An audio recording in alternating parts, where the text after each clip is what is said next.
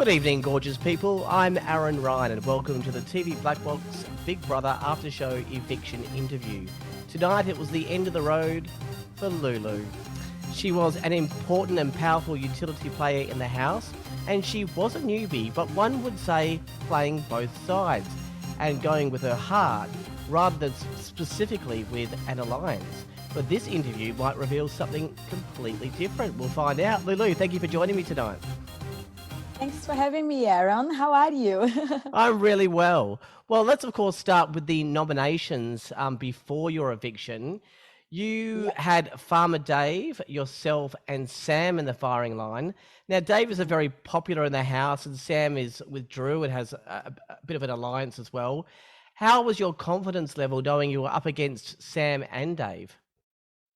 Well, when I was going up against Sam and Dave, I felt really, oh my God, I cannot do this. It's a bit hard to go up with one of your best friends, which is Dave. Mhm. So I was really hoping for the best results in the second chance challenge.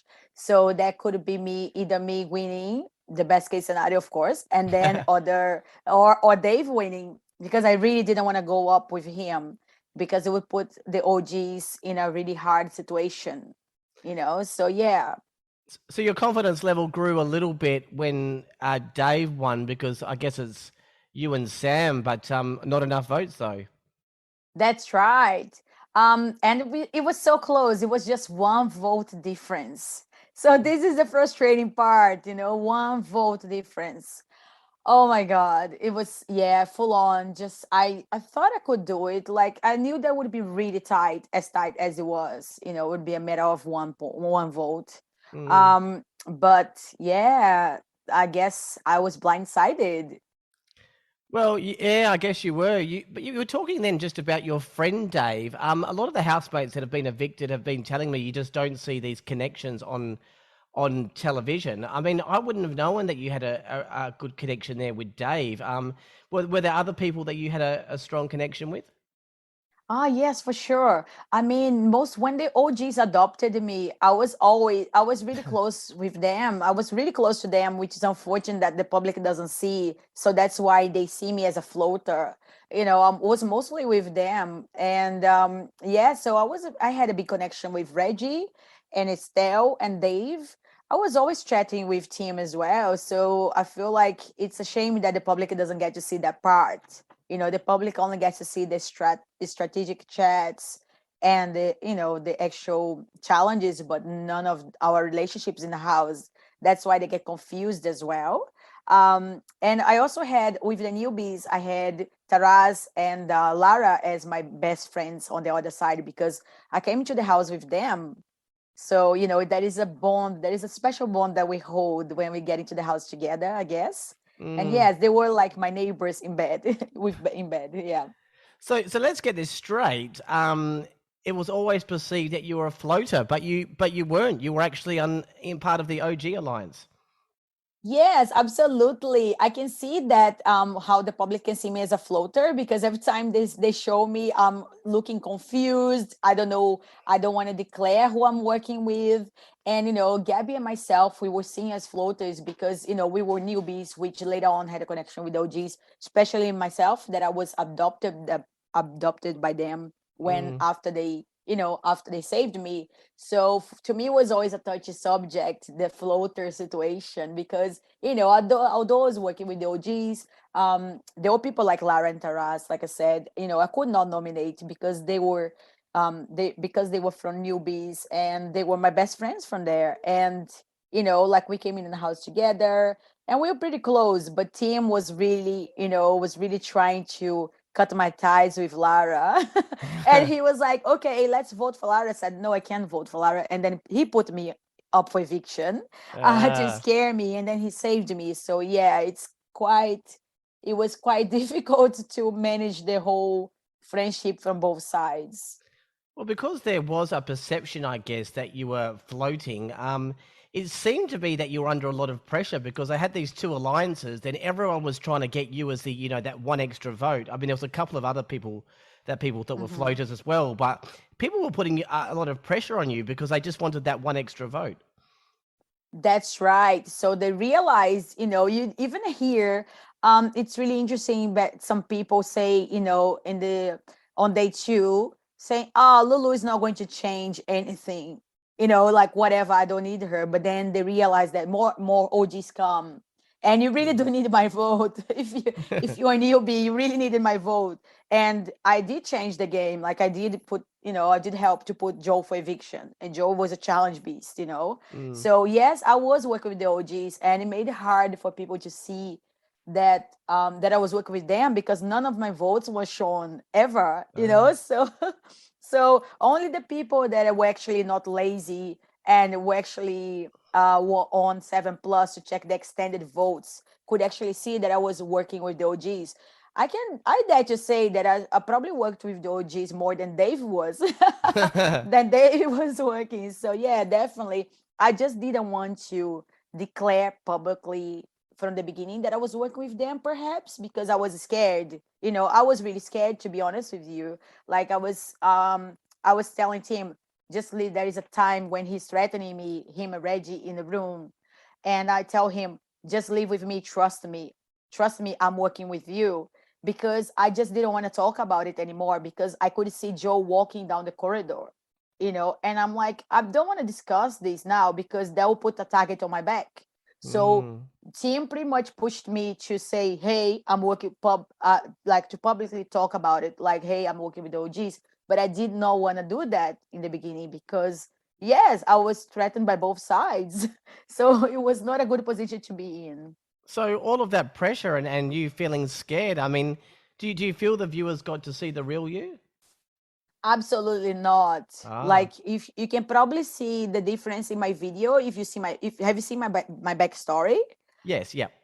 So yeah, so I'm fun. Like my friends were like, "Oh my god, like you seem really pressured, you seem really scared. Like you're not the Lulu that I know." Mm. None of my friends were like, people were actually really worried for me because they thought how pressured and stressed I was there because I was not myself.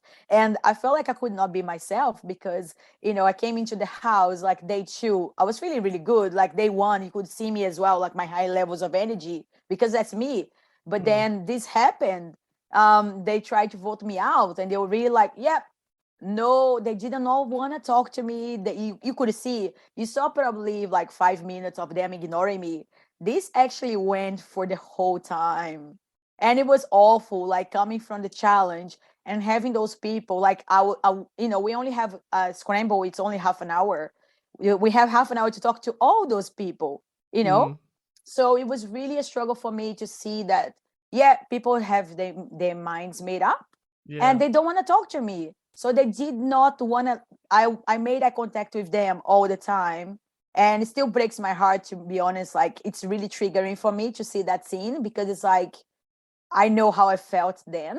And Mm. for me, it's like, oh my God, I never saw myself this low, like in my life, like just feeling like I'm so alone. Like, I'm Oh wow. really, and Big Brother was one of my one of the biggest dreams in my life. Like, I always watch Big Brother Brazil, Mm. and I always wanted to be in the show. And then when I go to it, this happens. And I remember talking to Big Brother and I'm just crying. I couldn't even talk. I'm like, I can't, I'm just in tears because I felt so alone. And, like when you have a bad day, if something happens in your life and you have, a bad day or Mm. something, you can always go home. You have your safety, you have your friends, you can chat with your friend, you can listen to music, you can do whatever makes you happier. But in Mm. that pressured environment, when every single person in the house is ignoring me because at that time there was just a newbies, right? So it was really tough. Hey, it was tougher than people would imagine. So yeah. It does seem a shame that we didn't get to see the real you because I remember reading your bio, and it says that you're 5 foot feisty Latino, whom the term short and sweet does not apply. And then it goes on to say that you're lovable, but careful crossing her. I mean, That's we right. just saw the lovable you, I guess, and we didn't get to see the full Lulu. That's right. So I felt like in the house because, in this edited version, it's really tough to be yourself because you need to be tiptoeing around everyone because you never know whatever I said in the house. I truly felt like, I hate being, I don't like being make myself a victim in any way, but I really felt like I was tiptoeing around people all the time, and because I have a different background to them, I felt like, oh, whatever I say, it can be taken in a different way that I don't mean it. So, although, yes, I am fiery, but I'm really loving, like I'm really friendly person. But I just felt like, okay, if I stand up for myself, if I say, guys, like there is a time when we're doing the dancing challenge and Dave goes to have a shower and they show that on TV. And I'm like, we're all working so hard for the money because it's a lot of us and the food is really limited. So we are working hard. And then David goes to have a shower. And I'm like, come on, people are in the pool, people are doing, and I'm like always on it. I'm like, okay, let's watch the TV because that's where the screen tells us where to go. So I was always around there because I could see quickly where to go, pool, corridor, whatever. So I couldn't see where to go to dance.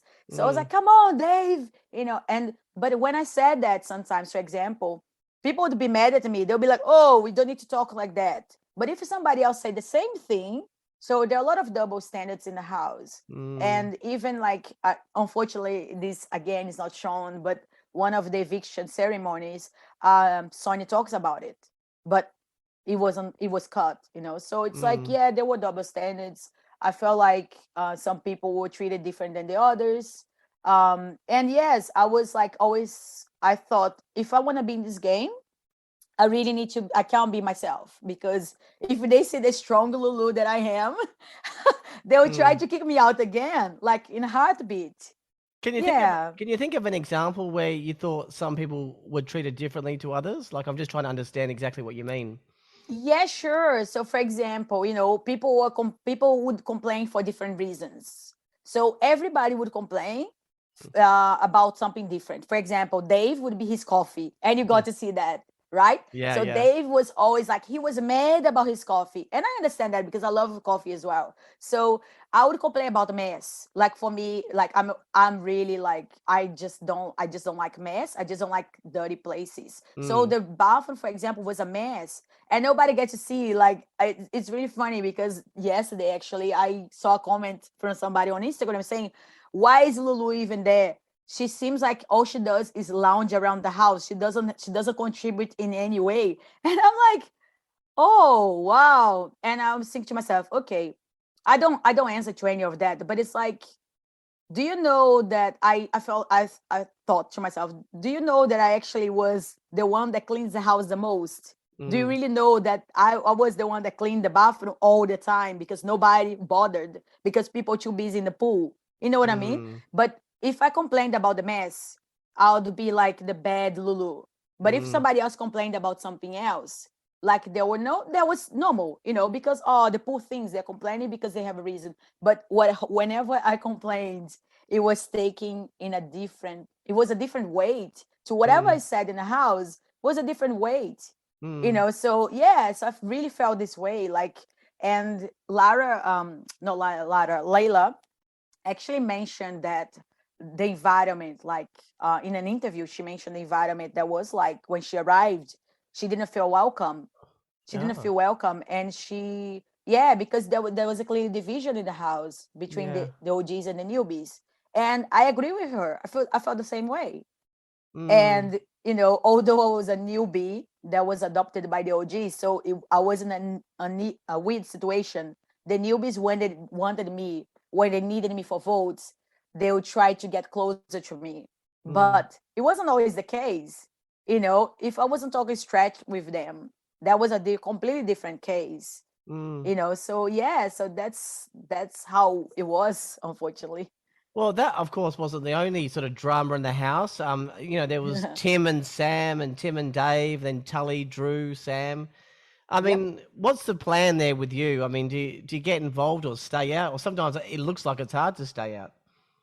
Oh yeah, sometimes it is hard to stay out, but to be honest with you, like with all the drama that I was going through, I could not deal with anyone else's drama. I was like, get me out of here, like I really don't want to, like I tried to not to be involved as much as I could because I was dealing already with a lot of stuff on my own.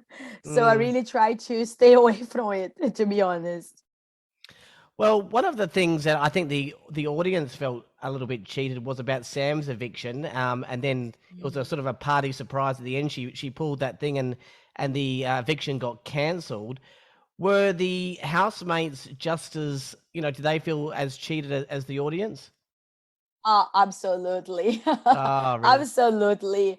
Because, there was so much drama. Like after the cage, oh my God, so much happened. And everybody was like, okay, no worries. And this happened. And then she came back. And then honestly, all you could hear is like, why, why? And then she came back and then she wanted she wanted to confront people about who voted her out. Mm, And it's like, it's why are you asking that? Like you should ask not who voted you out, but why people are voting you out. Like yeah, just try to understand why people are voting you out.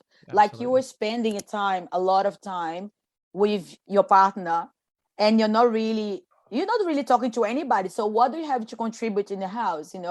So that Mm, was the issue. And also by then I was just being like fully myself. Like I was just coming out of my shell finally. So I mm, just felt like, okay, I can get enjoy. I can relax a little bit. So mm, I can actually. I was talking to most housemates then. Both sides. mm. And then I was creating my connections, like a stronger connections with people. And then she came back, and I was like, yeah. So yeah, nothing changed. Nothing changed. She came back, and nothing changed. Mm. And she goes to eviction again. And the first thing she does is what? Ask people who voted for me. And I'm like, really? Does that matter? Like, you didn't learn the lesson. There is Yeah. a reason why people keep voting you out. But anyway, so yeah, it is what it is. I guess we'll see if she's got 9 lives. Yeah, as the weeks Yes, progress, we'll see. So that's right. the good old hindsight game now. I mean, you've learnt a lot. You've been talking a lot about strategy and the drama in the house. I mean, knowing what you know now, what would you have played the game differently if you had a do over? Yes, I would play the game differently. Like I would probably not trust I always trust my gut, but there are times that you just really gotta have a leap of faith because you don't have the numbers. And some people that really thought that told you that they got your back, although Mm, they don't work on the same side as you.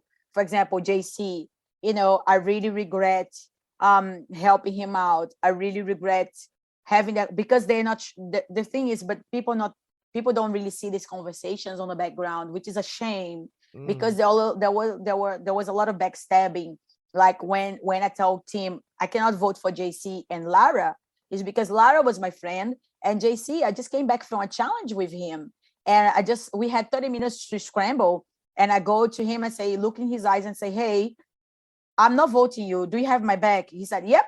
And guess what he does? And he votes me out. He puts me in the fire line again. So it's mm, like, I really regret trusting people um, from the newbie side because mm. they were playing against me.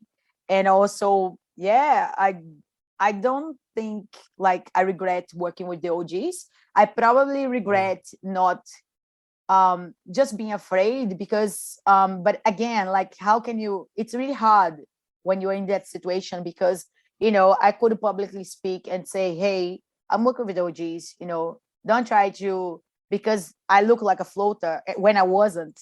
Mm. I was just secretly working with them, but it also would put a target on my back, so you never know. Well, let's talk about someone that also was probably, well, is not being upfront, and that's the new intruder, Brenton. If you watch Hmm. the episodes, it actually looks like, from the audience point of view, that you're all falling for it. with him playing dumb and pretending, oh, is this Big Brother? I thought it was on Survivor, sort of Not thing. me. Yeah, so not you?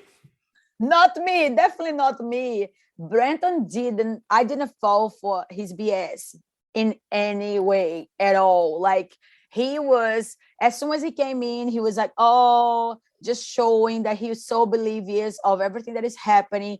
Trust me, I did not fall for any of that. I'm like, surely no Big Brother. Surely you've seen Big Brother. Like, surely, not even if you don't like it, if you never watched in your life, you still know what it is. You still know the show that it is. So yes, I was like, nah, mate, you're really young. You should know Big Brother. you know what's going on here, and you're not fooling me. You're trying to make out to be like this stupid guy, but nah, I can see through your bullshit.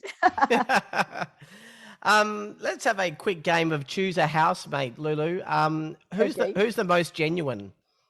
The most genuine is definitely Estelle. Yeah, hands down Estelle. Well, there you go. That's the first one we had for Estelle. Yeah, it's interesting. The first one, wow, that's surprising to me. She's really genuine. Yeah, I mean, generally we've had Reggie and Taras and now Estelle. So there's a few people that people think are genuine. What about the most non-genuine? I guess they could be lying to your face. Okay, non-genuine. I've gotta say Drew. Because Drew was really like he was really lovely in front of me, but behind my back, I heard that he was just not nice. So it's like, yeah, which is a shame because like I thought we had a good friendship going, like not like we got along well. That's how I saw him. That's how I perceived him. But yeah, apparently not. Apparently he was just begging me behind my back. Well, who's some of your favorites? Ones that you'd like to have over for a barbecue and get to know more. Definitely the OGs. Like I really like Trevor. I like Estelle, of course. Estelle is one of my amigas there, and Reggie, Tim, Dave, still. I forgive you, Dave, for all the craziness that you've done. Yeah, all the OGs, like mostly the OGs, I would have in my house. Definitely Taraz and Lara and Gabby for sure. What about the newbie housemate that you think could go the furthest? Okay, so the newbie housemate, I believe he can go the furthest, is Johnson. Johnson is very strategic. And like the way he thinks about the game, he's like the biggest Big Brother fan in the house. Me and him were the biggest Big Brother fans. And he plays really strategic. He is there, like he has the game all figured out, So I really think he could go further. And also Taraz, he looks like this quirky, friendly guy, but he's actually really strong as well. So I really feel like he could go far. Yeah. And what about who would you like to win Big Brother?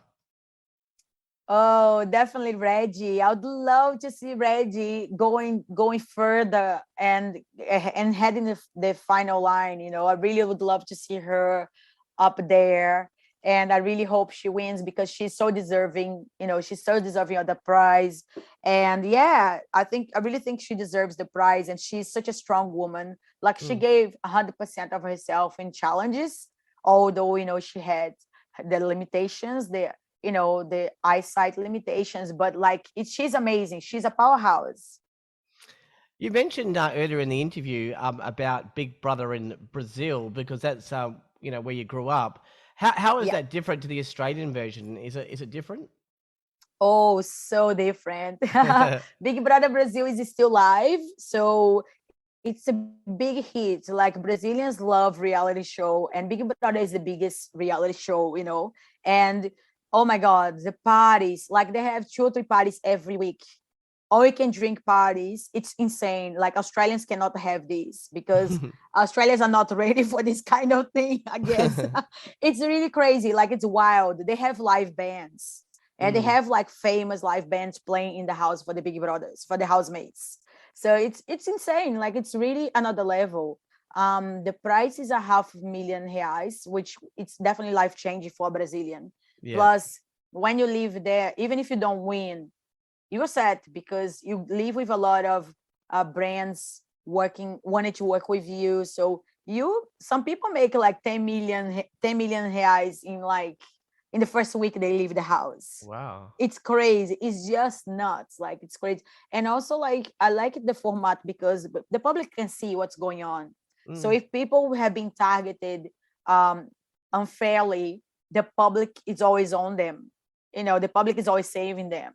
So it's really the format makes it fair for people, because when you are in this editing format, there is not much of accountability towards the housemates. People could be nasty, people could be saying horrible things about each other, but at the end of the day, you probably won't see it at all. Like, you don't see anything, most of it. So yeah, it's really tough.